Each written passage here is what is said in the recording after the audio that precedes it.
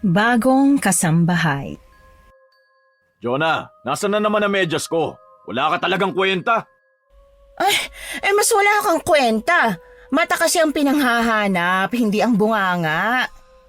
Ako pa ngayon ang masama? Ako na nga nagtatrabaho sa pamamahay na to?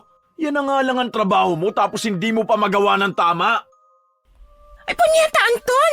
Parang hindi ka nakatira sa bahay na to Hindi ka ba marunong maghanap? Sabi ko ilagay mo sa higaan, hindi ba? Saan? Inis na iniwan ni Jonah ang mga damit na kanyang hindi matapos-tapos na tupiin dahil sa mayat mayang pagtawag sa kanya ng kanyang asawa. Mabuti na lamang at tulog na tulog ang kanilang anak.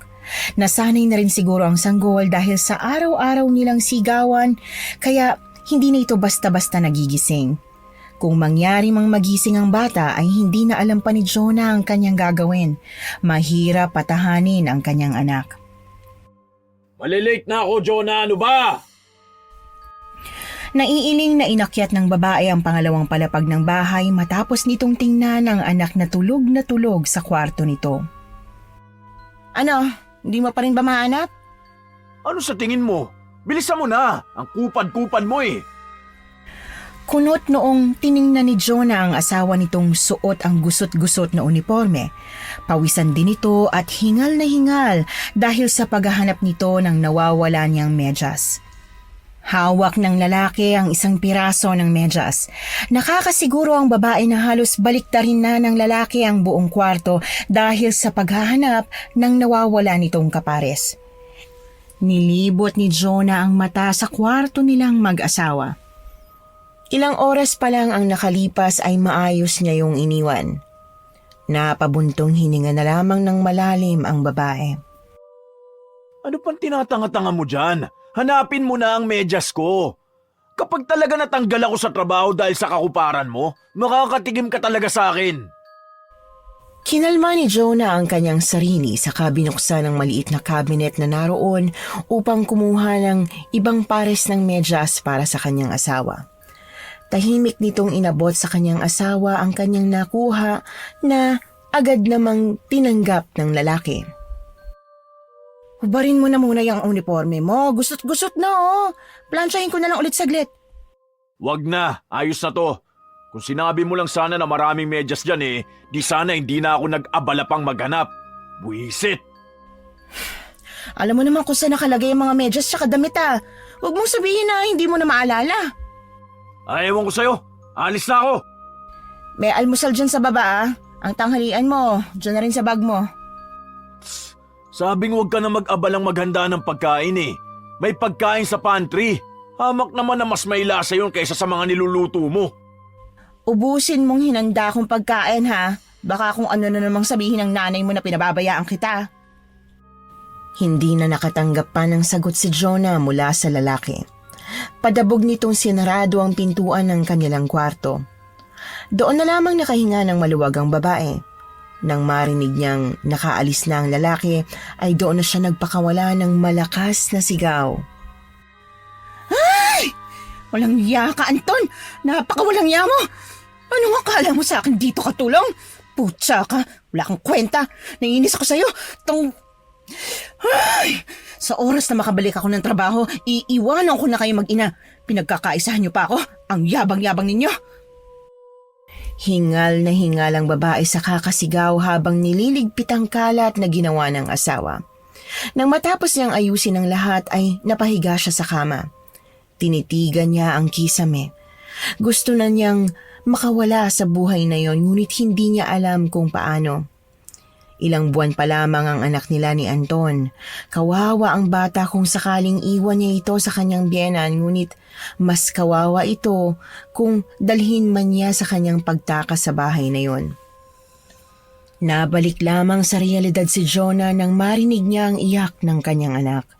Dali-dali siyang bumaba upang lapitan ang anak ngunit huli na ito dahil naroon na ang kanyang biyena na buhat-buhat ang kanyang apo.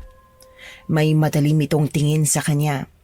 Napayuko na lamang siya sa kinuha ang ibang mga plastik na bitbit nito. Kung saan ka nagsususuot? Ang apo ko rito pinabayaan mo pa. Paano na lang kung may nakapasok tapos nandun ka pa sa taas ng kwarto nyo? Napakapabaya mo talaga. Ma, hindi naman po ako nagtagal dun sa taas. May kinuha lang po ako. Isa pa po, nila kong pintuan bago umakyat. Baka nakalimutan lang ho ni Anton na ilak ulit. Hulaan ko. Hindi mo agad hinanda ang susuotin ng asawa mo kaya nagmamadali siya kanina pa alis ano? Sus, yan na nga lang ang trabaho mo, hindi mo pa magawa ng tama.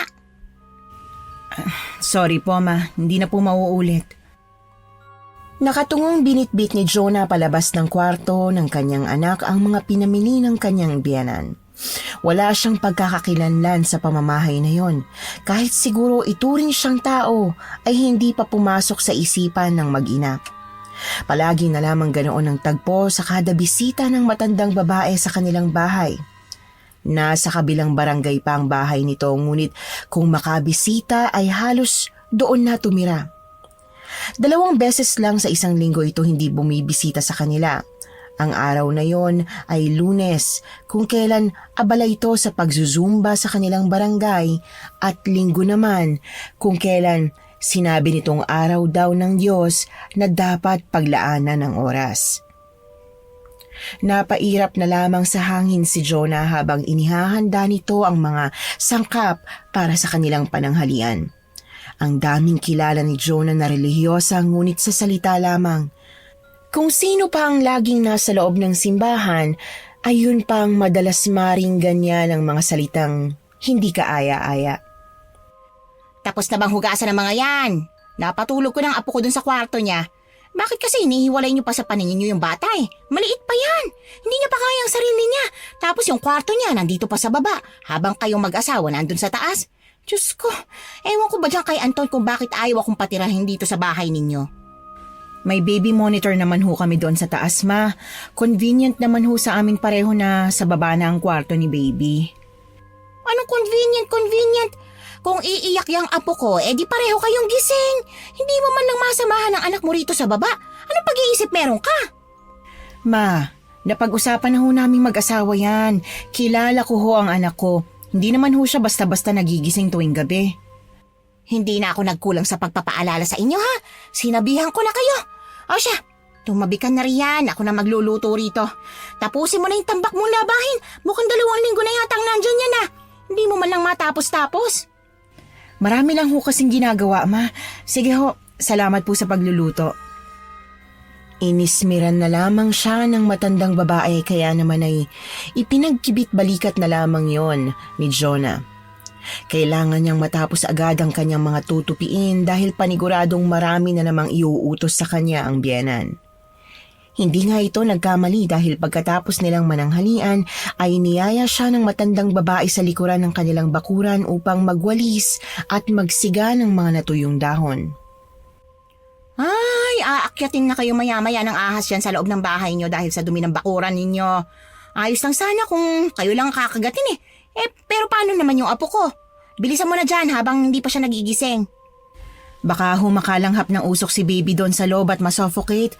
Ibaon na lang ho natin sa ilalim ng lupa. Ginagawa ko naman dati ito, dyan kay Anton. Tingnan mo nga ngayon, buhay na buhay pa.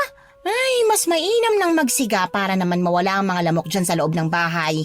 Dahil sa usok. Matapos natin dito, doon naman tayo sa harapan. Hindi pa natapos ng matanda ang kanyang sasabihin dahil bigla na lamang sila nakarinig ng pag-iyak ng sanggol. Dali-daling tinapos ni Jonah ang kanyang gawain upang mabuhat ang kanyang anak na umiiyak. Puntahan ko lang ho si baby. Maiwan ko ho muna kayo rito, Ma. Oh, siya. Kung hindi lang umiiyak yung apo ko isipin ko umiiwas ka sa trabaho. Maghugas ka ng mabuti ha, tapos magpalit ka na ng damit. Alam ko naman ho ang gagawin. Hindi naman ho ako bata. Naiinis na iniwan ni Jonah ang matandang babae na hindi pinansin ang kanyang sinabi. Abala ito sa pagdadamo ng kanilang bakuran. Kaya naman matapos niyang maglinis ng sarili ay agad niyang binuhat ang kanyang anak na hindi pa rin tumitigil sa pag-iyak. Ay, iyak ka na naman ng iyak anak eh. May problema ba? Ayaw mo ba ng usok? Nagugutom ka ba? Halika nga rito kay nanay. Sinubukan ni Jonah ang painumin ng gatas ang kanyang anak ngunit Hindi pa ito nangangalahati dahil agad din naman itong umiyak. Napagdesisyon na ni Jonah na buhati na lamang ang bata upang ilabas. Dinala niya ang anak sa lugar na hindi gaanong abot ng usok. Doon lamang tumahan ang kanyang anak kasunod ng kanyang pagkakita sa kaibigan niyang si Rolly. Jonah! Long time no see ah. Kumusta ka na? Rolly! Tagal na nung huli tayo nagkita ah. Eto, full-time mom na. Ikaw ba? Ano nang balita sa'yo? Eto, kagaya pa rin ng dati. Busy as always. Kailan ba balik mo? Medyo matagal-tagal pa eh. Alam mo naman, iba ng responsibility ko ngayon. Basta kung gusto mo nang bumalik, magsabi ka lang ha. Ako ang bahala sa'yo. May pinagsamahan naman tayo eh. Maraming salamat, Rolly. Ikumusta mo na lang ako sa mga kasama natin ha. Walang problema. O siya, mauna na muna ako. May gagawin pa ako eh. Isang matamis na ngiti lamang ang ginawad ng babae sa dating kaibigan nito. Hindi nakatakas ang ngiting yon sa kanyang biyenan, nakakatapos lamang maglinis ng bakuran nila. Yan palang ginagawa mo kung wala rito ang asawa mo, ha? Nakikipagnitian sa kung sino. Ay, nagkakamali ho kayo, ma. Kaibigan ko lang ho si Rolly. Yun din ang madalas sinasabi ng mga malalanding may kabit. Ma naman, kilala ni Anton si Rolly. Kayo lang ho ang nag-iisip ng ganyan. Mamaya ka sa asawa mo. Kung sino-sino pang lalaking kinakalantari mo, may gana ka pang dalhin ang anak mo sa kalandian. Isipin mo na kung anong gusto mong isipin, ma. Huwag mo lang idadamay ang anak ko rito. Kinagabihan ay hindi nga pinalampas ng matandang babae ang kanyang nakita. Hinintay nitong makauwi ang kanyang asawa.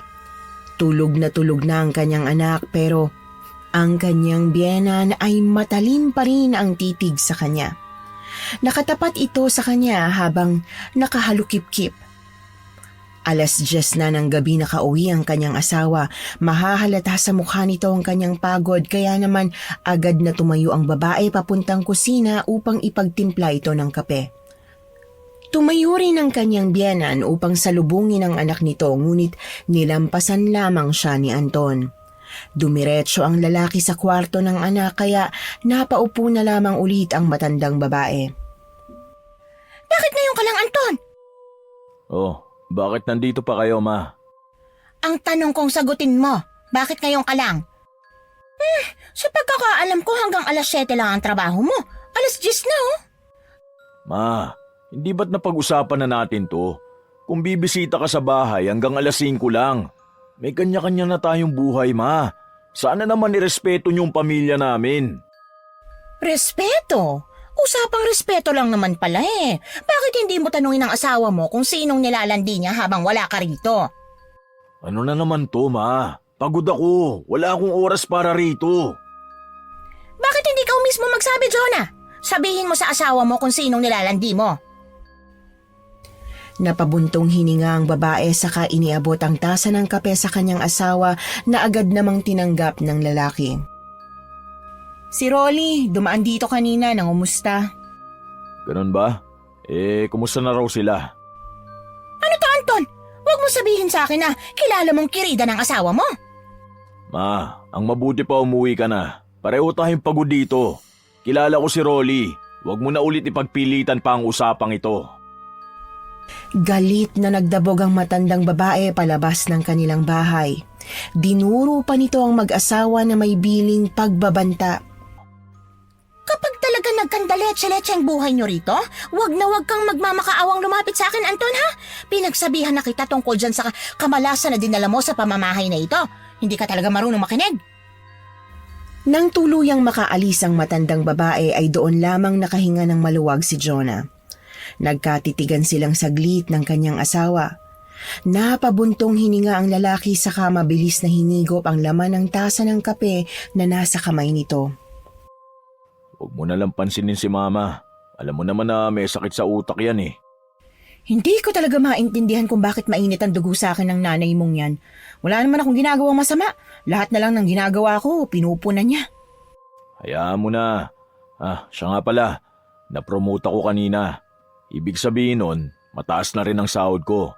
Kaya naman maghahanap ako ng kasambahay para na rin may katuwang ka rito sa bahay. Nagniningning ang mata ng babae nang marinig niya ang mga salitang yon mula sa kanyang asawa. Hindi na ito masyadong magtitipid ng kanilang budget. Isa pa ay may makakatulong na siya sa maraming gawain sa kanilang bahay. Ay, nakakatuwa naman kung ganun. Good news yan ah. Ano bang nangyari? Mukhang biglaan ang pagkakapromote sa'yo. Nagustuhan lang siguro ni Bossing ang performance ko nitong nakalipas na buwan. Huwag ka na magtanong ng kung ano-ano pa. Ang mahalaga, maayos na ang buhay natin. Oo na. Siya nga pala, hindi ba magagalit ang nanay mo sa oras na malaman niyang kukuha tayo ng katulong? Kulang na lang, dito na yung tumira. Napag-isipan ko na ang bagay na yan. Siguro magtatayo na lang ako ng munting negosyo para may pagkaabalahan si Mama. Ang tanong, papayag ba siya? Kakausapin ko na muna siya ng masinsinan. Huwag ka na magluto ng hapunan ha. Doon na ako kakain sa bahay. Huwag mo na rin ako hintayin. Baka anong oras pa matapos ang usapan namin. Hindi na hinintay pa ng lalaking makasagot si Jonah. Agad nitong dinala ang kanyang bag palabas ng bahay.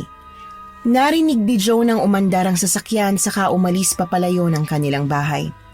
Napailing na lamang ang babae dahil hindi nito maintindihan ng kanyang asawa kung bakit kailangan pa nitong dalhin ang kanyang bag gayong makikipag-usap lang naman siya sa kanyang ina.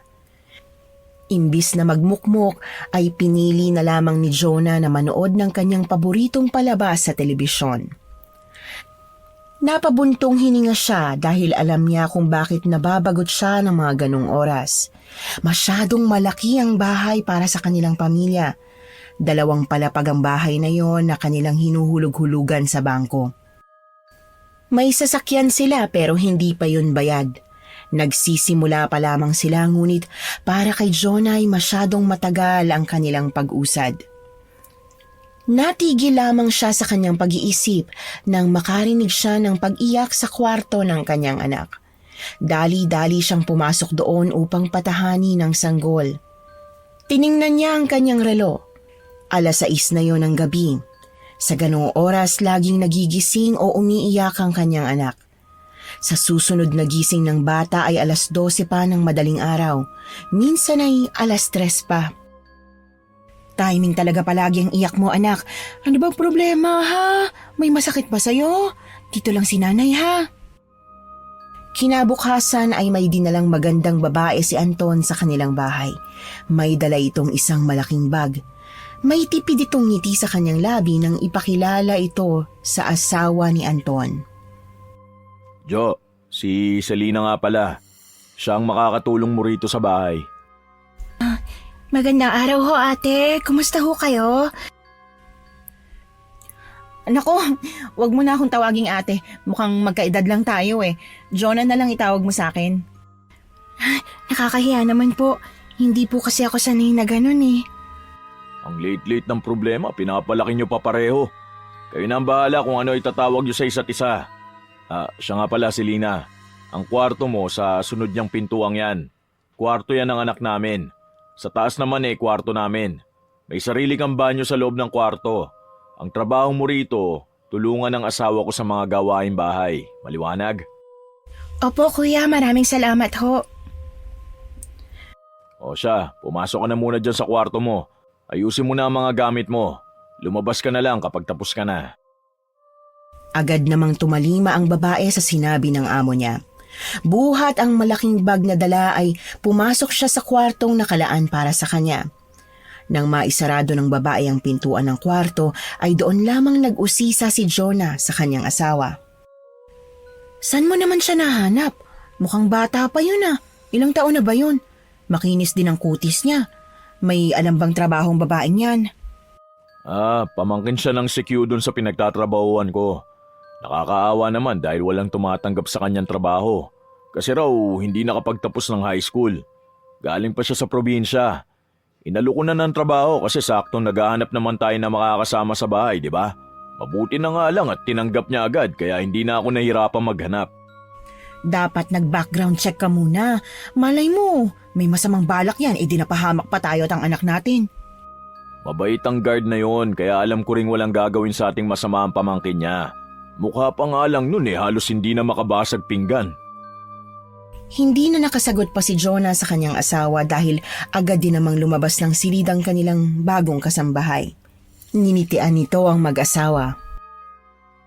Tapos mo na bang ayusin ang mga gamit mo? Opo kuya, nakakaya naman ho kasing tagalan ko pa, kayong unang araw ko pa lang sa inyo. Huwag kang mahihiya sa amin, Selena ha. Nagpapasalamat nga kami dahil tinanggap mong alok nitong asawa ko. Kailangan ko ho kasi ng pera eh. May sakit po ang nanay ko sa probinsya. Kinapalan ko na lang po ang mukha ko para makahingi ng tulong sa tiyuhin ko gayong medyo malayo-layo na ho kaming kamag-anak niya. Mabuti naman at sa amin ka napunta. Mahirap makahanap ng trabaho ngayon, pero mas mahirap makahanap ng mapagkakatiwalaan sa bahay. Matapos ang kanilang pag-uusap ay agad sinabihan ni Jonah ng mga magiging responsibilidad si Selena. Nakikita ng babae sa bagong kasambahay nito na seryoso ito sa kanyang trabaho bagamat meron pa ring pagkabahala ang babae dahil wala itong alam sa buhay ni Selena. Isang hapon ay naisipan ni Jonah na yayaing maglinis ng likod bahay si Selena. 4 lamang silang nasa loob ng bahay ngunit hindi maubos-ubos ang mga kalat sa loob. Wala na nga silang oras pa para magwalis sa kanilang bahay, lalong-lalo na sa kanilang bakuran. Ate, palagi ho ba kayo nagsisiga sa labas ng bahay ninyo? Hindi naman sa ganon. Kapag nandito lang ang biyenan ko, tsaka lang talaga nagagalaw yung mga natuyong dahon. Bakit mo pala naitanong? Sa tingin ko ate, may nagambala kayo sa pagsisiga nyo. Hindi niya ho gusto ang ginawa nyo sa puno niya. Nako, hindi naman ako naniniwala sa mga ganyan-ganyan na yan eh. Paano mo pala nasabi? Sa amin po kasi may malakas kaming paniniwala na kapag may nagalaw ka sa kahit na anong bahagi o parte ng bahay nila, tsak na hindi ka nila titigilan hanggat hindi ka nila nagagantihan. Kung gumaganti man sila, malamang hindi sa akin yon. Hindi naman kasi ako ganong nagtatagal dito sa likuran eh. Masyadong malamok. Ang nanay lang talaga ni Anton ang madalas na nandito. Wala ho ba kayo napapansing kakaiba sa loob ng bahay? O hindi kaya ho sa anak niyo? Baka ho umiiyak o gumigising siya sa oras na malakas sila.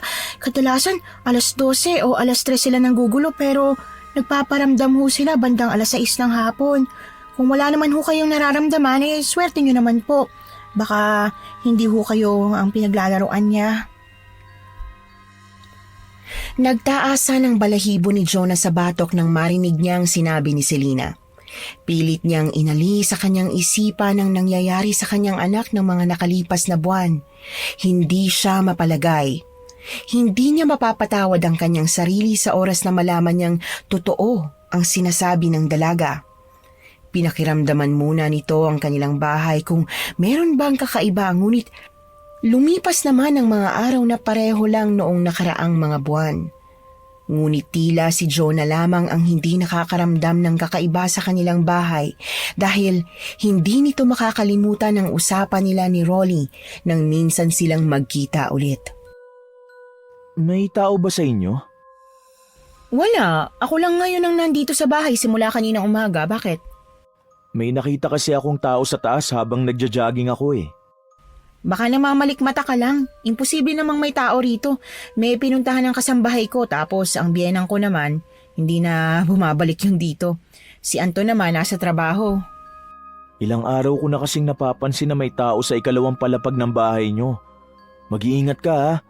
Medyo mabigat kasi ang pakiramdam ko. Pareho kayo ng sinabi nung katulong ko. Sa tinagal-tagal ko namang naninirahan dito, wala namang nangyari sa akin o sa amin ng anak ko. Hindi kasi ako mapalagay eh. Nasa isip mo lang yan. Pinapakiramdaman ko ang bahay pero wala akong napapansing kakaiba. Basta kung kailangan mo ng tulong, huwag kang mahihiyang tumawag sa akin ha. May pinagsamaan pa rin naman tayo sa kabila ng lahat ng nangyari. Isang tipid ng ngiti lamang ang iniwan ng lalaki sa nababahalang babae nung araw na yon. Kung wala lang sanang nangyaring lamat sa pagkakaibigan nila ay tsak na magkakasama pa rin sila. Pilit na iwinaksi ni Jonah sa kanyang isipan ang nangyari nung nakaraan. Hindi na niya kailangan pang alalahanin yon. May pamilya na siya. Si Rolly naman ay maayos na rin ang buhay. Nang gabing yon ay kinausap niya ang kanyang asawa tungkol sa mga nakikita ng mga tao sa kanilang bahay. Kasama na doon ang sinabi ni Selena. Nagpapaniwala ka naman sa mga sinasabi nila. Ikaw ang mas nakakaalam ng mga nangyayari dito sa bahay kasi lagi ka namang nandito. Hindi lang kasi isang nagsabi sa akin nun eh. Malay mo tama naman sila tapos ako lang tong hindi makaramdam. Ikaw ba? Wala ka bang nararamdamang kakaiba sa bahay natin? Pinili natin ang bahay na to pareho dahil maganda, hindi ba? Sabi mo maganang pakiramdam mo rito. Kung wala kang nararamdamang kakaiba, mas lalo naman ako. Pa-blessing na lang kaya natin ang bahay para makasiguro tayo. Bata pang anak natin. Sabi ni Selena, lapitin pa siya ng mga engkanto. Itabi na lang kaya natin siya dito sa kwarto natin. Napag-usapan na natin to, hindi ba? Nandiyan naman si Selena sa kabilang kwarto. Kung umiyak man si baby, agad naman niyang pupuntahan yun. Hindi na lamang umimik ang babae sa sinabi ng kanyang asawa.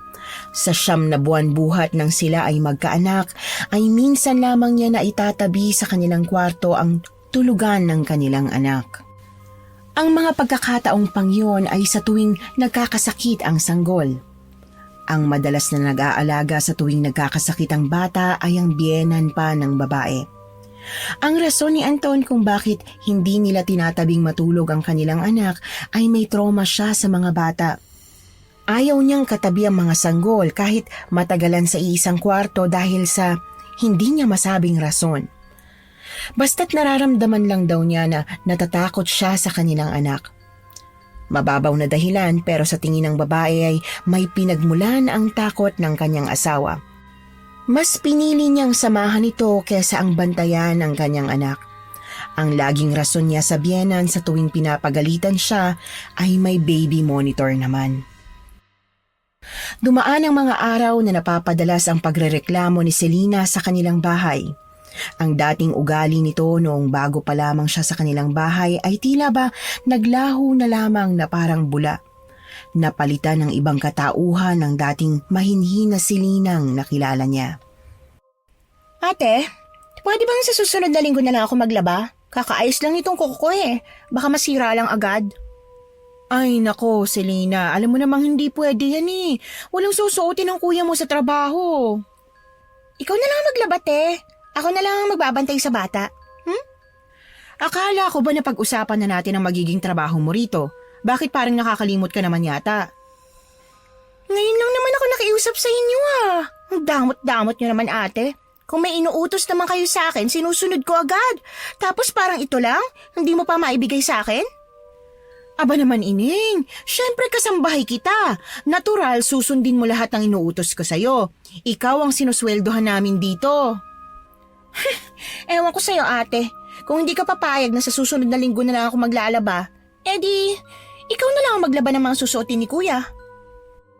Padabog na nilayasan ni Selena ang amo nitong hindi makapaniwala sa kanyang inasta. Imbis na magpatalo sa dalaga ay inirapan na lang ito ni Jonah. Padabog din niyang inayos ang mga plato sa lalagyan. Nang marinig niyang umiiyak ang kanyang anak ay umasa siyang pupuntahan ito ni Selena, ngunit tila nagmamatigas ang dalaga. Bilang ganti ay tinago ni Jonah ang pagkain noong hapunan. Nag-text sa kanya ang kanyang asawa na hindi muna ito makakauwi sa kanilang bahay kaya naman ay agad niyang dinala sa kwarto ng kanyang anak ang mga pagkain. Doon niya balak matulog upang maalagaan niyang mabuti ang bata. Patigasan pala ha. Ako pa talagang hinamon mo. Biyenan ko nga hindi kinakayang kamalditahan ko, ikaw pa kaya? Hinayaan ng babae ang dalaga sa kwarto nito. Kinagabihan ay narinig niyang naghahanap ng pagkain sa mga kaldero ang kasambahay. Nang sa tingin ni Jonah ay walang nahanap ang babae, ay narinig na lamang nitong nagbukas at nagsarado ang pintuan ng kanilang bahay. Kinabukasan ay masigla siyang sinalubong ng kanilang kasambahay. Nakapaglaban na ito sa kamay inihanda na sa kanyang almusal. Ate, magandang umaga. May hinanda pala akong almusal dyan sa mesa. Kung gusto mo ng kanin, nagsaing na ako dyan sa rice cooker. Pasensya na pala sa nangyari kahapon ha. Hindi na mauulit ate.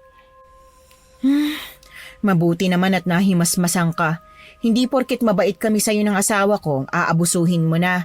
Tandaan mo, madali ka lang palitan. Naisip ko rin po yan ate kagabi. Pasensya na ho kayo sa inasal ko. Nilaban ko na ho lahat ng mga damit. Pasensya na ho ulit ate. Oh, siya. Kalimutan na natin ang nangyari. Ayoko namang magtanim ng galit sa'yo. Nagbigay ng tipid ng ngiti si Selena. Katatapos lang ng usapan nila nang madatnan sila ni Anton na tahimik na nakaupo sa sala. Oh, ano nangyari sa inyo? Mukhang seryoso ang pinag-usapan nyo ah. Anton, akala ko hindi ka nadadaan dito. May nakalimutan lang akong file sa taas. Magbibihis lang din ako saglit. Kailangan mo ba ng tulong? Baka mamaya guluhin mo na naman dyan ang mga nakaayos na damit ha. Ako na ang bahala. Saglit lang ako. Kuya, nag-almusal ka na ba? Magtitimpla lang ako ng kape mo. Makakapagkape naman yata ako. Sige, Selena. Tiningnan lang ni Jonah ang reaksyon ng kanyang asawa habang kausap ang kanilang kasambahay. Nawala ang tinik sa kanyang dibdib nang mapansin niyang hindi man lamang tinapunan ng tingin ng lalaki ang dalaga. Tumangulang ito sa kanya sa kasaglit na tiningnan ng kwarto ng kanilang anak. Umakyat din agad ito sa kanilang kwarto upang magbihis. Ate, ano bang gusto ni kuya sa kape? Matamis ba o hindi? Mahilig ba siya sa creamer? Ako nang magtitimpla ng kape niya, Selena. Magpahinga ka na lang dyan. Kanina ka pa nagtatrabaho eh. Trabaho ko naman bilang asawa niya ito. Hindi na sinubukang kontrahin pa ng babae ang gusto ni Jonah. Ngiting tagumpay naman si Jonah. Hindi rin kasi basta-basta nakukuha ng kahit sino ang timpla na gusto ng kanyang asawa. Matapos niyang magtimpla ng kape ay saktong kabababa lamang ng kanyang asawa mula sa kanilang kwarto. Kanyang inabot sa lalaki ang kape saka hinalikan pa siya nito sa labi. Agad na inubos ng lalaki ang kape niya saka nagpaalam na rin agad sa kanyang asawa. Ang swerte niyo po pala sa isa't isa ate, no? Sana makahanap din ako ng kagaya ni kuya. Bata ka pa, Selena. Sigurado kung maraming lalaki dyan na magkakagusto sa'yo. Naging maayos ang naging relasyon ni Selena at Jonah nang makapag-usap sila ng araw na yon. Naging mas malapit ang dalawang babae. Maayos ang naging buhay nila dahil gumagaan ang trabaho ni Jonah. Minsan ay nagkakaroon sila ng hindi pagkakaintindihan ng kanyang asawa ngunit agad din naman nilang naaayos. Isang araw ay nagising na lamang si Jonah nang makaamoy siya ng umaalingasaw na amoy na nagmumula sa labas ng kanilang bahay. Agad niyang hinanap ang pinagmumula ng amoy na yon ngunit nabigla siya nang mabungaran si Selena na halos maduwal sa kanyang nakita. Selena, anong nangyari dito? Bakit may patay na hayop sa bakuran ko? Ate, may alam ka bang may galit sa'yo? Parang sunod-sunod na yata ang pagpapadala ng patay na pusa rito sa inyo eh. Ano ibig mo sabihin? Hindi lang tong unang beses na nangyari to? Hindi ate, 5 beses na yata simula nung dumating ako sa bahay niyo. Akala ko nung una ligaw na hayop lang pero naging sunod-sunod ate. Sino naman kaya may galit sa akin? Hindi naman ako lumalabas ng bahay dahil sa anak ko. Hindi ba't nabanggit mo na ayaw sa iyo ng biyenan mo? Baka siyang may gawa nito sa inyo. Imposible naman yon, Selena. Hindi gagawa ng ganito si Anita. Prangka ang matandang babaeng yon. Bakit naman niya gagawin to kung kaya naman niya ng harap-harapan, di ba? May punto ka ate. Basta mag-ingat ka lang palagi ate ha. Hindi natin alam na nasa paligid lang palang may gawa nito. Kinagabihan ay hindi na naman umuwi ang kanyang asawa sa kanilang bahay. Napapadalas na ang hindi pag-uwi nito sa kanila, kaya nasasanay na rin siyang katabi ang kanyang anak sa pagtulog.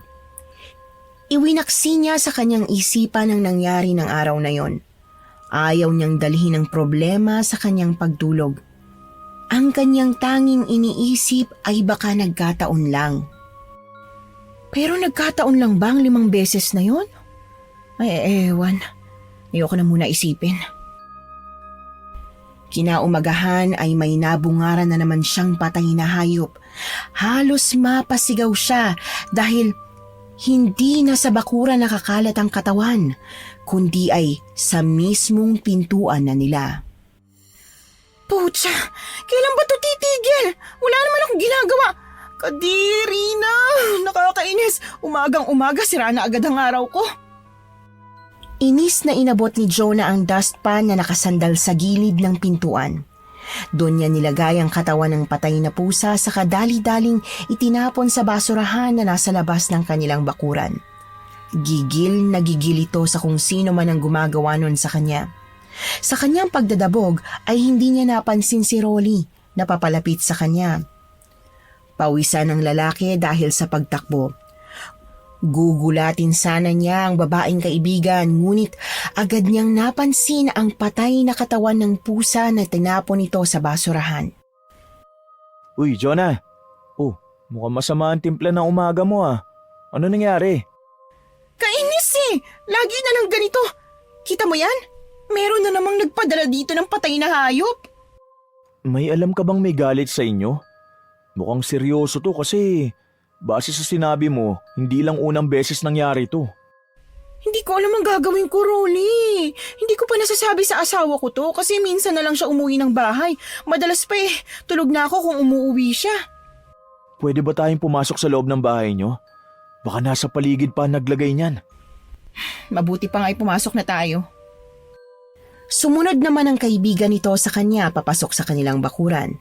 Saktong papasok sila nang makasalubong ang nagmamadaling si Selena. Nagulat pa ito nang makasalubong niya ang dalawa ngunit hindi na nagsalita pa. Ipinakita na lamang nito ang listahan ng dapat nitong bilhin sa palengke. Araw kasi yon ng kanilang pamamalengke. Hindi na rin nagtanong pa ang babae dahil may kailangan silang pag-usapan ni Rolly. Tsak ay nagmamadali si Selena dahil maraming tao sa palengke ng araw na yon. Kumusta ka rito sa bahay nyo, Jo? Wala ka na bang nararamdamang kakaiba? Kahit ilang beses pa ako makiramdam, wala talaga. Hindi ko na alam ang gagawin ko, Rolly. Parang gusto ko na umalis sa bahay na to. Mas maganda sigurong lumayo-layo muna rito. E paano naman ang anak mo? Hindi ko pa alam kung ano mangyayari sa amin eh. Hindi ko pa kasi nasasabi kay Anton ang nangyayari dito sa bahay. Baka naman kasi hindi maniwala yun. Basta tumawag ka lang kung may kailangan ka ha. Hindi ako magsasawang sabihin yan sa'yo. Kaibigan ko kayo kaya kahit na ano pa yan, handang-handa akong tulungan kayo. Niyakap ng babae ang lalaki ng mahigpit. Kahit papaano ay nagpapasalamat ito na naging kaibigan niya si Rolly. Lagi niya itong naaasahan sa kahit anong bagay. Hindi rin naman nagtagal ay nagpaalam na ang lalaki para makauwi. Hindi na niya hinatid ang lalaki sa pintuan. Pumasok na lamang ulit siya sa kwarto ng kanyang anak na himbing sa pagtulog. Inayos niya ang mga gamit ng bata saka ginawa ang mga kailangan niyang gawin ng araw na yon. Sumapit ang hapon. Maagang umuwi ang kanyang asawa. Mahahalata sa pagmumukha nito ang galit. Magtitimpla na sana si Jonah ng kape para sa lalaki ngunit dali-dali siya nitong kinaladkad paakyat ng kanilang kwarto. Si Selena nakakalabas lamang ng kwarto ay nagulat sa bilis ng pangyayari. Hayop ka, Jonah! Binigay ko naman sa'yo ang lahat pero hindi ka pa rin makontento! Putsa, Anton! Ano ba nangyayari sa'yo? Ano na naman ang ginawa ko? Huwag mo akong pinaglololoko. Nung una nanay ko na nagsabi pero hindi ko pinaniwalaan kasi alam kong ayaw niya sa'yo. Pinalampas ko ang lahat ng paratang niya kasi mas pinaniniwalaan kita. Tapos ito lang palang gagawin mo sa akin? Ang kapal naman ng pagmumukha mo! Isipin mo na kung anong gusto mong isipin. Basta alam ko sa sarili ko na wala akong ginagawang masama, ha? Saan nagagaling yung galit at mga paratang mo? Anong ginawa ni Rolly dito? Malay ko ba kung ano pang ginawa niyo sa pamamahay ko? Wala kaming ginawa ni Rolly. Bakit ba napakakitid ng pag-iisip mo? Uuwi ka lang naman dito, hindi man lang nangangamusta kung ano nangyayari sa bahay na to. Kaya ka nangangati, ganun ba? Kanino ka nagpakamot? Kay Rolly ba? Halos mamatay na ako sa kakatrabaho para sa pamilya natin. Pero anong ginagawa mo? Kung gusto mong umalis, umalis ka na! Akin ang bata! Kayang-kaya ko siyang buhayin! Putsa! Putsa! Napakabastos ng bunganga mo, Anton! Yan ang gusto mo? O sige, Aalis ako. Wag mo akong hahanapin kahit kailan ha. Total matagal ko na rin naman gustong umalis sa bahay na to eh. Eh di umalis ka! Akin ang bata! Padabog na nilabas ni Jonah ang kanyang mga gamit saka pinasok sa maletang naroon sa gilid ng kanilang kama. Ang tanging nangingibabaw kay Jonah sa mga oras na yon ay ang galit niya sa kanyang asawa. Mabilis siyang bumaba sa hagdan, dala-dala ang isang malaking maleta. Doon lamang niya nakita si Selena na may pag-aalala sa mukha habang buhat-buhat nito ang kanyang anak. Ate, saan ka pupunta? Masyado pa pong maliit si baby. Kailangan niya po ng kalinga ng magulang. Plastic ka ring babae ka? Kunwari, pakampi ka sa akin, pero patalikod mo rin pala akong tatagain. Ate, anong ibig mo sabihin? Wala akong ginagawang masama, ate. Simula nung dumating ka sa pamamahay namin, nagkanda leche-leche ng lahat. Gusto mong asawa ko? Iyon na! Ito lang ang masasabi ko sa'yo, ha? Kahit anong mangyari, ako pa rin ang nanay ng anak ko. Nilapitan niya ang anak saka hinalikan sa noo. Binulungan muna niya ito na babalik din siya agad saka tuloy-tuloy na dumiretso sa pintuan. Makalampas ka lang sa pintuan na yan, wala ka nang babalik ang pamilya! Umirap lamang sa hangin ang babae saka tuluyang lumabas ng pintuan na hindi man lamang nililingon ang mga taong iniwan niya. Agad niyang tinawagan si Rolly dahil wala naman itong ibang malalapitan. Hindi naman siya binigo ng lalaki dahil agad siya nitong pinatuloy sa kanyang bahay. Iyak ng iyak ang babae habang kinukwento kay Rolly ang nangyari. Hindi ka man lang nagpaliwanag sa asawa mo? Ang kitid ng utak niya eh. Hindi ko na kayang ugali niya. Isa pa, hindi naman siya nagtanong eh. Kung ano-ano na lang pinaratang niya sa akin, kulang na lang lahat ng kasalanan sa mundo, ako na rin ang managot. Pero may anak kayong dalawa. Ganun na lang ba ang lahat? Aalis ka na lang agad? May anak kayo oh, maliit pa siya. Baka pwede niyo naman pag-usapan ang lahat. Nandiyan naman si Selena eh. Mukhang hindi naman ako kailangan ng asawa ko. Anong kinalaman ng katulong niyo dito? Kayo mag-asawa. Labas si Selena sa problema niyong dalawa. Sigurado akong siyang nagsumbong kay Anton na pumunta ka ng bahay. Siya lang naman ang nakakita sa'yo na pumasok sa loob eh. Mukhang wala naman sa itsura niya ang manira ng pamilya. Yan din ang akala ko noon pero tingnan mo ngayon. Nandito na ako, diba? Natahimik si Rolly sa sinabi ni Jonah. Pinayuhan na lamang niya ang babae sa dapat gawin. Marami pang sinabi si Rolly kay Jonah ngunit tila walang pumapasok sa isipan ng babae. Masyadong mabilis at magulo ang nangyari. Hindi makapag-isip si Jonah. Iyak lamang siya ng iyak ng gabing yon hanggang sa mga sumunod na araw. Nakiusap siya sa lalaki na huwag ipagsabi sa kahit sino na naroon siya. Rolly, favor sana oh. Pwede bang sumilip ka sa bahay? Nag-aalala ako sa anak ko eh. Ay nako, o siya sige. Magsabi ka lang kung handa ka na magpakita sa kanila ha. Ihahatid kita sa inyo. Masyadong magulo ang utak ni Jonah ng mga sandaling yon. Ang gusto niya lang malaman ay ang kalagayan ng anak niya. Ang kaso ay mas nangingibabaw ang kanyang pride sa kagalit sa kanyang asawa. 4 na araw ang lumipas buhat nang umalis siya sa kanilang bahay. Hindi pa ito nakakalabas ng tirahan ni Rolly. Wala rin siyang natanggap na kung anong balita tungkol sa kanyang anak. Ang sabi ni Rolly ay hindi niya napapansin si Anton maging ang katulong sa bahay nito. Maraming pumapasok sa kanyang isipan ng mga sandaling yon. Kung magpapaliwanag ba siya sa kanyang asawa o basta na lamang kukunin ang kanilang anak. Sa kanyang pagmumuni-muni sa bintana ng bahay ni Rolly ay may namataan siyang matandang mabilis na dumaan sa bakuran. Hindi niya ito mamukhaan dahil sa sobrang bilis ng mga galaw nito. Rolly, nakita mo ba yun? Namamalik mata ka lang. Matulog ka na. Maaga ka pa bukas. Parang may biglang dumaan eh. Walang gaanong dumadaan sa lugar na to. Kung meron man, si Mang Ben yun, yung katiwala ko. Dumadaan ba siya ng ganitong oras? Mag-alas 12 na oh. Minsan, pero wala si Mang Ben ngayon sa bayan eh. Nagpaalam yun kahapon na uuwi muna siya sa probinsya nila. Nakakatakot naman dito sa inyo, Rolly. Mas natatakot pa nga ako sa bahay niyo eh. Ang dami ko nakikitang hindi naman dapat. Ang bigat ng pakiramdam ko sa bahay niyo. Pakshit ka naman, oh. Ngayon mo pa talaga sinabi na natatakot na ako. Pumasok ka na sa kwarto mo.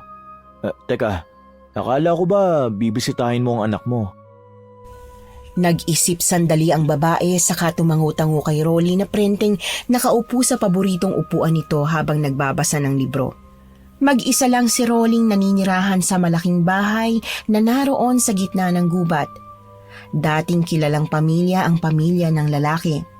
Nang mamatay ang mga magulang niya ay siya na ang namahala sa lahat ng negosyong naiwan sa kanya.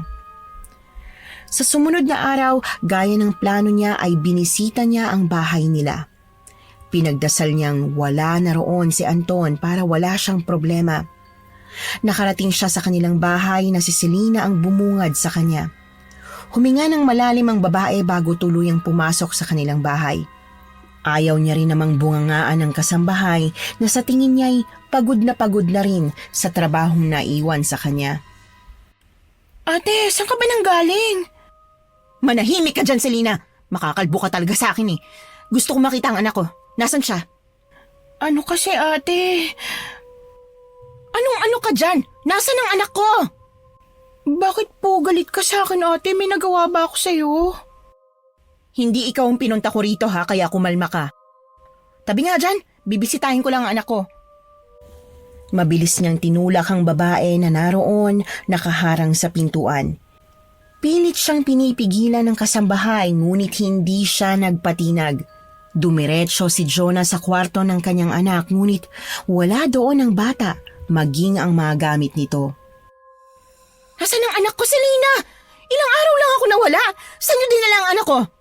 Kasi ate nung nalaman ho ng biyenan niyong umalis na kayo, agad-agad siyang sumugod dito sa bahay ninyo. Kinuha niya agad ang anak niyo. Kahit nga si Kuya Anton walang alam sa nangyari. Muntik pa nga niyang ipapulis dahil akala niya ikaw ang kumuha kay baby. Sabihin mo sa akin ang lahat ng nangyari, Selena. Hindi ko nga maintindihan ang nangyari, ate. Ang bilis. Tapos ang gulo. May dinala bang babae dito si Anton? Babae? Wala naman po. Minsan nga lang ho siya umuwi tapos palagi pang pagod. Kung hindi ho siya uuwi, tumatawag naman ho siya. Kinukumusta nga kung bumibisita kayo rito eh. Huwag mong sasabihin sa kanya bumisita ako rito ha. Ako na lang ang bahala sa pagbisita ko sa anak ko. Inilibot ni Jonah ang kanyang mata paligid sa kabuuan ng bahay. Masyadong tahimik doon, parang walang taong nakatira. Napabuntong hininga siya habang nag-iikot-ikot sa unang palapag ng kanilang bahay. Ate, hindi ba maayos ang kalagayan mo sa inyo? Anong pinagsasasabi mo, Selena?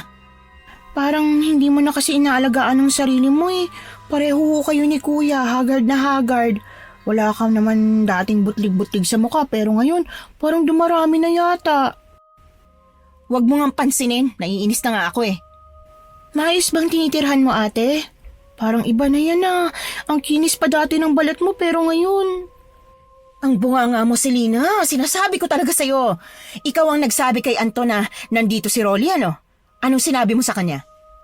Hindi ko nga ako nababanggit sa kanyang pumuntang kaibigan mo rito. Mamatay man, ate. Wala akong sinabi sa kanya. Mas kampi ako sa inyo, ate. Inirapan lamang ni Jonah ang babae. Hindi niya alam kung anong kanyang paniniwalaan. Muli niyang inilibot ang kanyang tingin sa kwarto ng kanyang anak. Noon lamang niya napansin ang maliit na bilog sa mesa katabi ng kuna ng kanyang anak. Umiikot ang maliit na bilog sa paligid ng kwarto. Tumigil yon sa kanya. CCTV? Kailan pa nagkaroon ng CCTV dito? Medyo matagal-tagal na ho, ate. Akala ko pa naman napansin nyo na yan. Nanlaki ang mata ni Jonah nang mapagtanto nito ang nangyayari. Agad siyang lumabas ng kanilang bahay upang pumunta sa bahay ng kanyang biyanan. Hindi rin naman nagtagal ay nakarating na ito. Kakatok na sana siya sa pinto nang marinig niya ang tinig ng matandang babae, maging ang kanyang asawa. Nag-uusap ang dalawa sa sala ng bahay. Anton, ano bang nangyayari sa pamilya ninyo? Diyos ko, ano na lang bang mangyayari sa apo ko? Huwag kang mag-alala, Ma. Ako ang bahala. Tatapusin ko lang ang trabaho ko. Kapag maayos na ang lahat, pamilya ko naman, Ma. Sus Mariosep kang bata ka, pamilya ng usapan. Bakit yung trabaho mo pa rin ang pinagtutuunan mo ng pansin? Madali lang makahanap ng trabaho. May pamilya kang tao, mas mahalaga ang pamilya. Ma, please. Hayaan nyo na muna ako. Ako lang ang inaasahan ng opisina. Oh, sino naman ang aasahan ng pamilya mo? Ako? Ayoko na sanang makialam dyan pero parang hinahayaan nyo lang masira eh. Nasaan si Jonah? Nasaan ka? Paano ang anak ninyo? Ayusin nyo ito, Anton! Hanapin mo't kausapin mong asawa mo, hindi ka na bata! Napairap sa hangin si Jonah sa tagpong kanyang nakita. Noon lamang niya na-appreciate ang pangingialam ng kanyang biyenan. Sa kalagitnaan ng kanyang pakikinig ay nangati na naman ang kanyang balat. Kinamot niya ang kanyang kabilang braso na halos magsugat na. Naiinis siya sa kati ng kanyang balat. Ilang araw na yung ganon. Hindi niya alam kung sa tubig ba o kung sa pagkain ang dahilan ng pamamantal sa kanyang balat. Hindi naman ito maselan sa tubig o kahit sa pagkain. Yun lamang ang unang beses na nagkaganoon siya. Ang mukha niya ay hindi na rin ganon kakinis. Tiningnan niya ang loob ng bahay mula sa bintana. Buhat ng kanyang biyena ng anak nitong may hawak na laruan. Sa kanyang harapan ay ang asawa nitong tahimik na nagkakape. Hindi na nito tinuloy ang kanyang plano na kunin ang anak. Kailangan niya munang ayusin ang kanyang balat dahil baka mahawa pa ang kanyang anak. Mukhang lumalala na yata yung mga pantal mo, ah. Patingin kaya natin sa ospital. Ay nako, wag na Rolly. Ayos lang ako. Ilang araw lang ang kailangan nito. Baka naninibago lang ako sa lugar. Parang hindi na kasi normal yan eh. Kapag hindi pa rin gumaling yan sa susunod na araw, magpapatingin na tayo, ha? Paano mo makukuha ang anak mo kung ganyan yan? Hindi na nakatanggi ang babae. Sa totoo lang ay nahihiya ito sa lalaki pero kating-kati talaga siya sa mga oras na yon. Gusto na niyang matapos ang nararamdaman niyang yon. Kinabukasan ay sinubukan na naman itong puntahan ng kanilang bahay ngunit nabigla siya nang makita niya si Selena na yakap ang kanyang asawa bago ito tuluyang pumasok sa sasakyan saka umalis. Nang makaalis ang lalaki ay agad niyang sinugod si Selena nang ngingiti-ngiti pa. Ahas ka talagang babae ka! Kunwari sa akin kakampi pero patalikod mo pala akong ginagago! Bakit, Jonah? Sino bang umalis? Sino bang nandyan para kay Anton nung umalis ka para sumama kay Rolly? Alam mo ang nangyari sa amin, Selena. Alam mo kung bakit ko ginawa yon. Wala akong pakialam. Sa susunod na buwan magpapakasal na kami. Sira ulo ka ba? Kasal kami ni Anton. Anong akala mo sa pagpapakasal? Merienda? Kung kailan mo gustuhin, pwede? Sabihin mo nang gusto mong sabihin. Wala akong pakialam. Baliw ka na talagang babae ka. Ayos lang. Basta hindi ako pangit na kagaya mo. Hindi mo ba nakikita ang sarili mo sa salamin? Sa tingin mo ba, magugustuhan ka pa rin ni Rolly? Wala ka na, Jonah.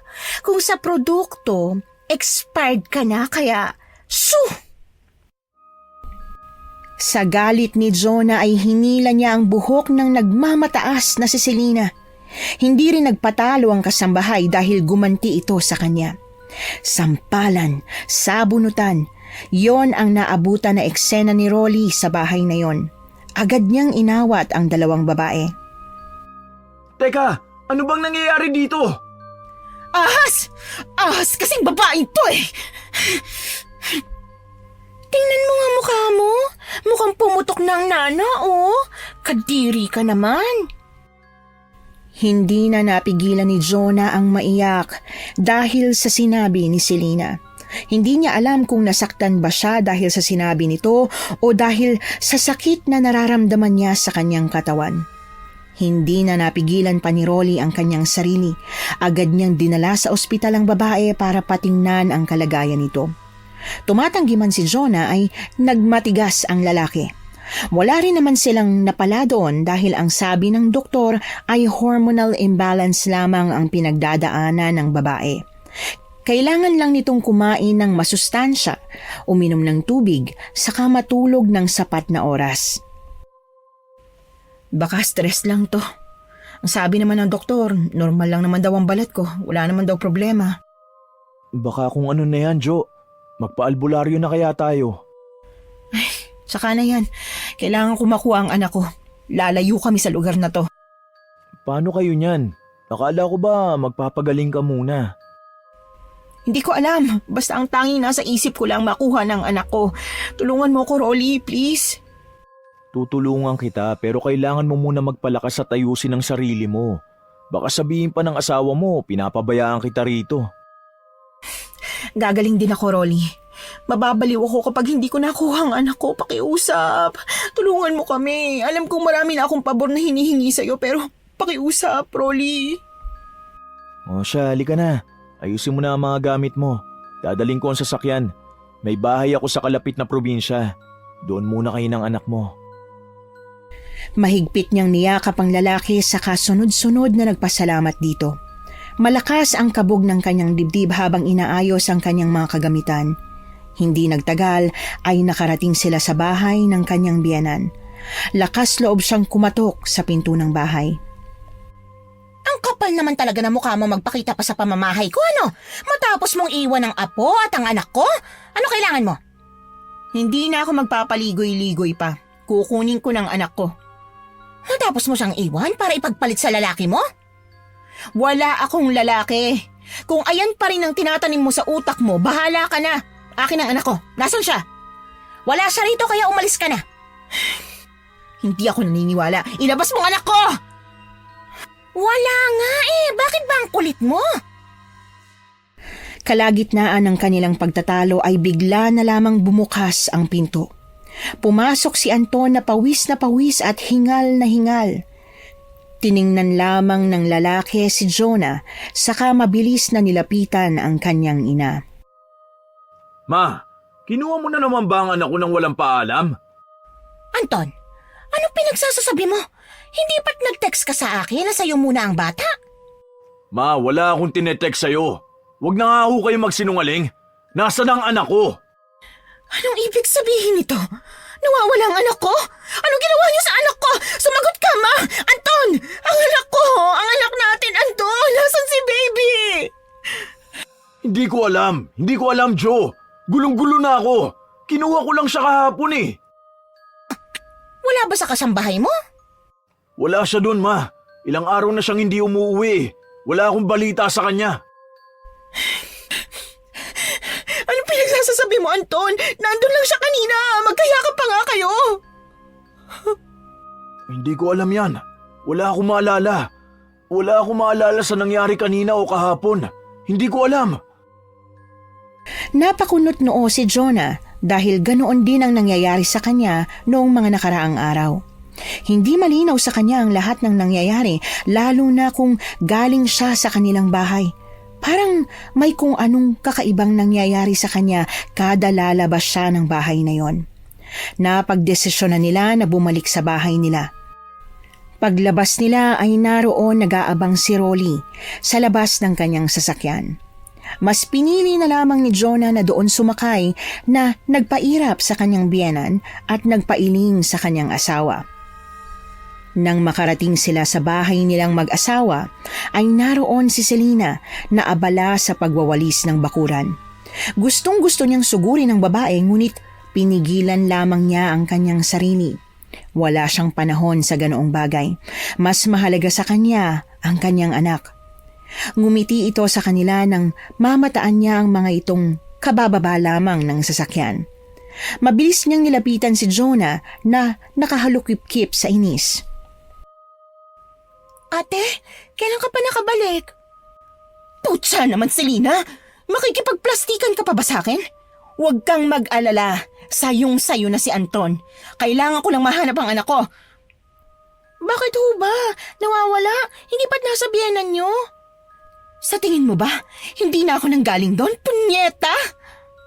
Ate, bakit ang init ng ulo mo sa akin? May nagawa ba ako? Maayos naman ang naging usapan natin nung huli tayo nagkita. Saan ang maayos doon, Selena? Saan? Tangin na! Umalis ka nga sa harapan ko! Nandidilim na talagang paningin ko sa imbruwa ka! May lahi ka bang impostor, ha? Ate, wala ho akong ginawa sa inyo. Si Rolly na ang pumagitna sa dalawa. Alam ni Jonah na nakikiramdam ang lalaki sa maaaring mangyari sa pagitan nila ng babae. Ang lalaki na ang nagsalita. Nandito ako nung sinabihan mo magpapakasal na kayo ni Anton sa susunod na buwan. Anong kasal? Wala akong sinasabi magpapakasal ako sa iba. Hala, hindi po ako yun. Maniwala kayo. Diyos ko, Selena! Manahimik ka na!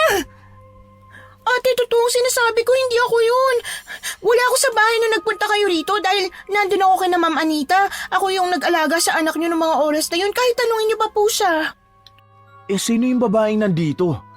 Huwag mo sabihin na kakambal mo. Hindi ko po mapapaliwanag sa inyo ng maayos eh. Napatungo ang babae dahil sa tingin na ipinukol sa kanya ng mga taong naroon.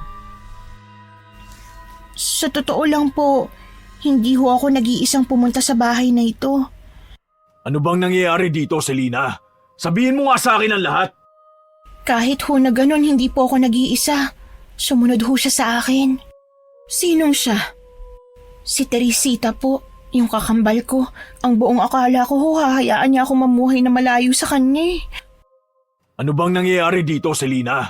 Sabihin mo nga sa akin ang lahat. Hindi na nakasagot pa si Selena sa tanong ni Anton dahil agad na nabuhal si Jonah sa sahig. Hindi makahinga ang babae. Ang pakiramdam niya sa mga oras na yon ay parang hinahawakan siya sa leeg. Hindi lang doon natatapos ang lahat dahil sobra-sobra ang pananakit ng kanyang tiyan. Hingal na hingal siyang napahawak sa kanyang asawa. Agad naman siyang dinaluhan ng lalaki upang tanungin kung ano ang nangyayari sa kanya. Hindi ko na kaya. Sobrang sakit na talaga ng tiyan ko. Ayoko na.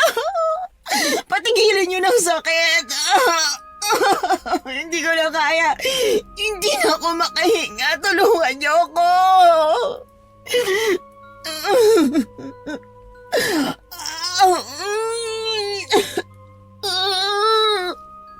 Diyos ko, anong nangyayari sa pamilyang ito? Oh, Diyos ko, kaawaan mo kami. Sa tingin ko, si Teresita ang gumawa nito. Huwag mong sabihing mangkukulam siya. Oh, Diyos ko. Pasensya na ho kayo.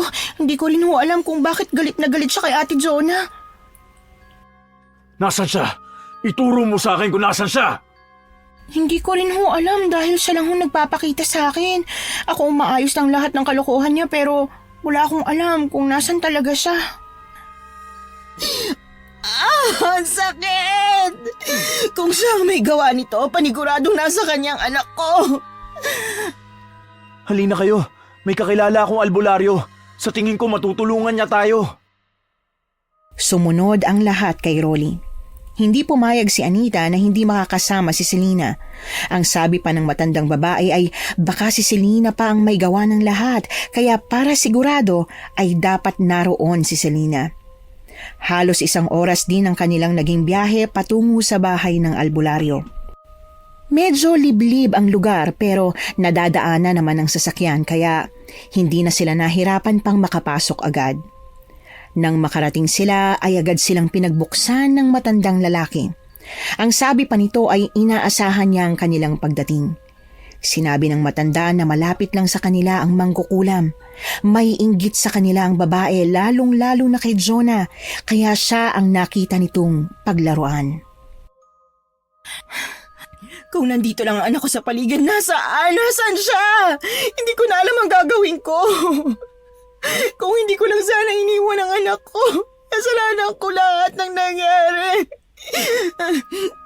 Huwag mo sisihin ang sarili mo, Jo. Wala kang kasalanan. Tumahan ka na. Tama ka. Hindi ko nga kasalanan. Kasalanan mong lahat ng to. Hindi akong dapat sisihin kundi ikaw. Ikaw naman talaga dapat eh. Dahil sa'yo nawala ang anak ko. Dahil sa inyo ng nanay mo. Wala kang alam. Lahat ay ginawa ko para sa pamilya nyo tapos ito lang ang maririnig ko. Ano ba dapat? Dapat ba ako magpasalamat kasi nagkaganitong pamilya natin? Hindi naman mawawala ang anak ko kung hindi ka pakialamere. Walang mangyayari kung magsisisihan pa kayo rito. Sundin na lang natin ang pinapagawa ng albularyo. Bumalik na tayo.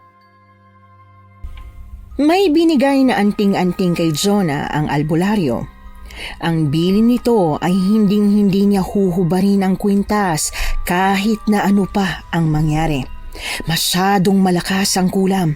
Kailangan niya ng proteksyon. Ang sabi pa ng matanda ay gagawin niya ang lahat ng makakaya niya para makontra ang kulam. Pinapabalik sila ng albularyo makalipas ang 3 araw kung wala pa ring pagbabago o kung hindi pa rin mahanap ang kanilang anak. Sinabihan pa sila nito na ligtas ang bata.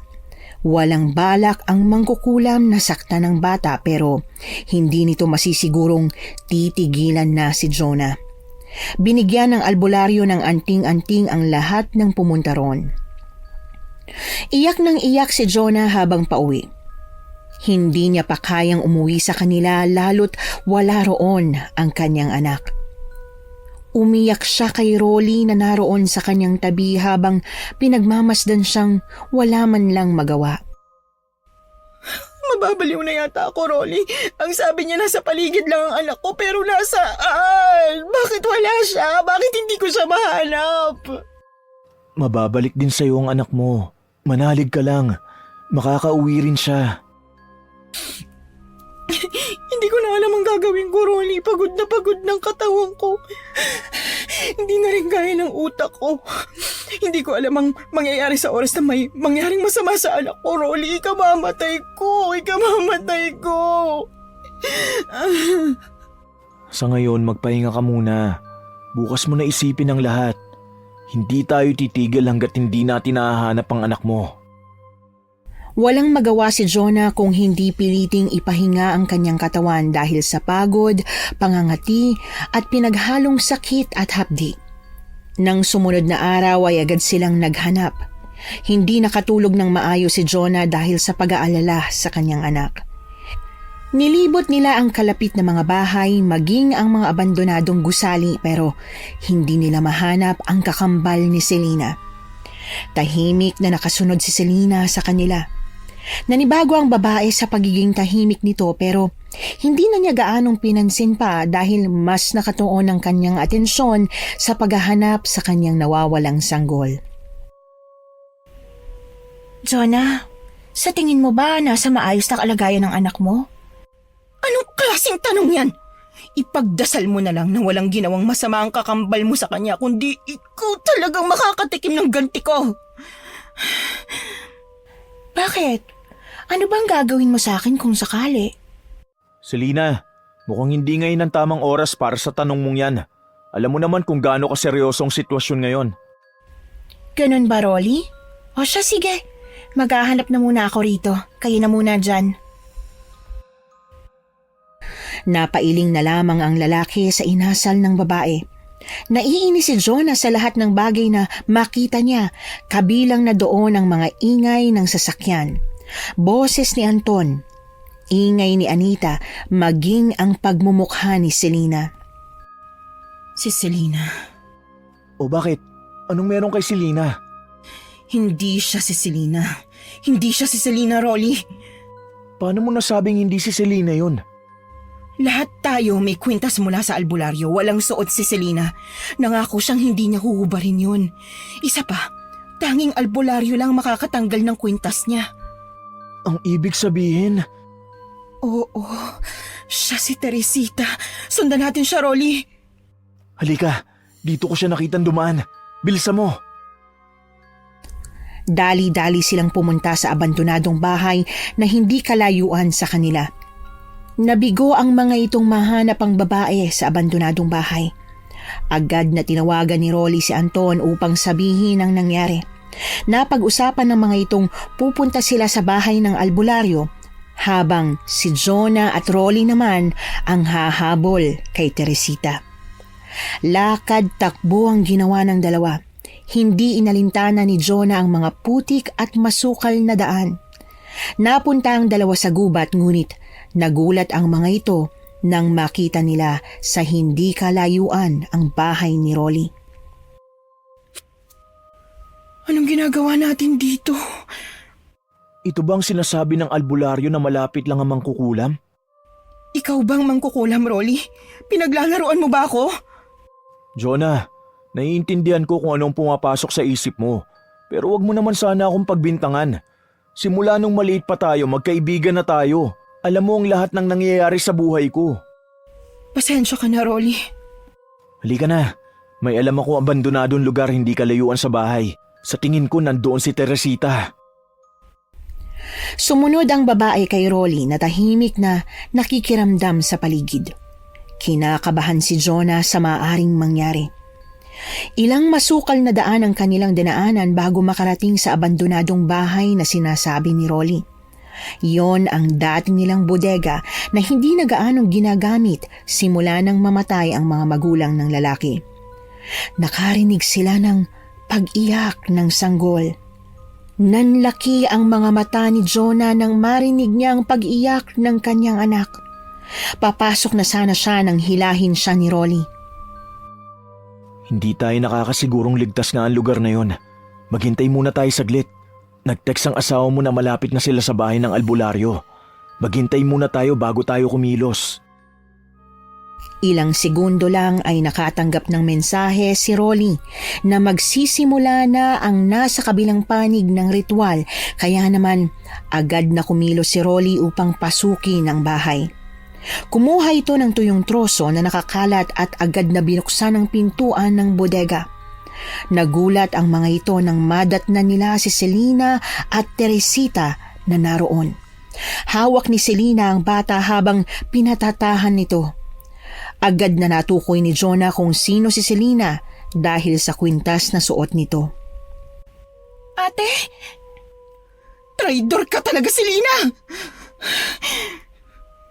Hindi, ate. Napilitan lang akong gawin to dahil sasaktan niya si baby kung hindi ako susunod sa utos niya. Jonah, ikaw pala. Hindi man lamang ako nakapaghanda ng kape mo. Kumusta ang balat mo? Epektibo ba ang sabon na ginagamit mo? Walang hiya ka, Teresita! Aba, kilala mo pala ako. Ikaw naman, Selena, nag-abala ka pang ipakilala ako. Ate, tama na. Tigilan mo ng pamilya nila. Hindi ako titigil hanggat hindi napapasakin si Anton. Akin lang si Anton, naiintindihan mo? Akin lang siya! Napansin ni Jonah ang pagsenyas ni Rolly. Oras na para sa ritual, kaya naman ay dahan-dahang hinubad ni Jonah ang kanyang kwintas. Inilayo naman ni Selena ang bata kay Teresita. Dahan-dahang nilapitan ni Jonah si Teresita para maisagawa ang kanilang plano. Si Anton ang gusto mo? O siya, sige, sa'yo na siya pero akin ang anak ko. Ibibigay ko sa'yo ang bata, ngunit sa isang kondisyon. Sa kanya ko ipapamana ang kapangyarihan ko. Hindi na natapos pa ni Teresita ang kanyang sasabihin dahil agad na niyakap ni Rolly ang babae. Agad na nilapitan ni Jonah ang babae saka ipinasuot ang kwintas na bigay ng albularyo. Anong ginagawa niyo? Bitiwan niyo ako! Ah! Pasensya ka na, ate. Sa tingin ko kailangan mo nang tumigil. Tinulak ni Selena ang kandilang naroon sa mesa. Agad na kumalat ang apoy sa paligid kaya agad din silang lumabas ng bodega. Naiwan si Teresita na nanghihina sa loob. Pinlano nila ang lahat kasama na ang pagpapanggap ni Selena na maging sunod-sunuran sa kanyang kakambal. Ginawa nila ang lahat ng yon upang mailigtas ang sanggol. Hindi mo na dapat ginawa pa yan sa kapatid mo. Hindi ka ba nakokonsensya na iniwan mo siyang nasusunog sa loob? Pagod na akong maglinis ng kalat niya, ate. Tama ng ilang taon. Halina kayo. Umalis na tayo sa lugar na ito. Tumawag si Anton. Patapos na raw ang ritual. Hindi na tayo magugulong muli ni Teresita. Kinuha ni Jonah ang kanyang anak kay Selena.